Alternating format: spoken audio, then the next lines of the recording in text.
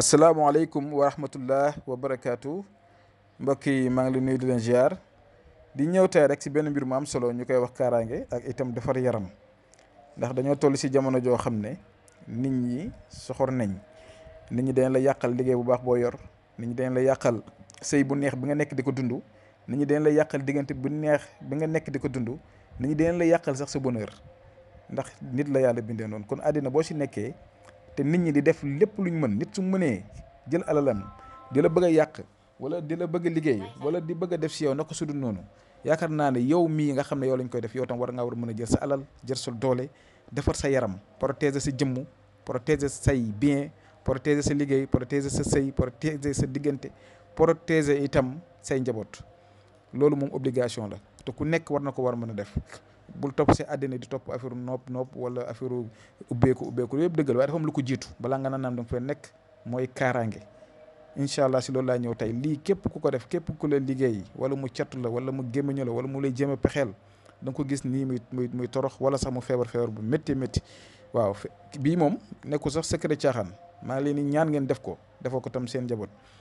ñi nga xam ne dañuy bëgg a seetlu, am na ñu bëri dañ may woo duñ ma jot, maa ngi ciy jégalu, wala ñu may envoyé message yenn saa yi ma koy yéex a lire.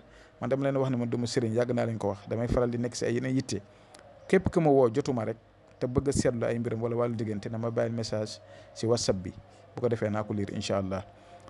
te ñu ngi siy jégalu nag bu baax a baax. incha allah secret bi moo nekk nii. tabat yadaa la ak waradallaahu.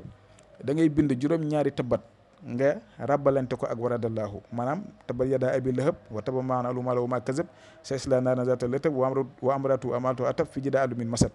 nga rabalante ko ak waradallaahu lazina kafaru bi ghayzihim lam yanaalu xayran wa kafallaahu mu'miniina qitaala wa kaana llaahu qawiyyan azizan mi ngi si alquran. dégg nga maanaam boo bindee tabat aaya boo yegg rek bindal waradallaahu ba mu jeex tàkk. nga bind ba mu am juróom-ñaari tabat nga xoj ko si siwo, nga ut juróom-ñaari pont tàngal ko ba mu xonk cur, nga sotti ko juróom-ñaari pont yi si biir siwo bi. léegi bu ko defee nag ndox moomu da nga koy sangoo juróom-ñaari fan.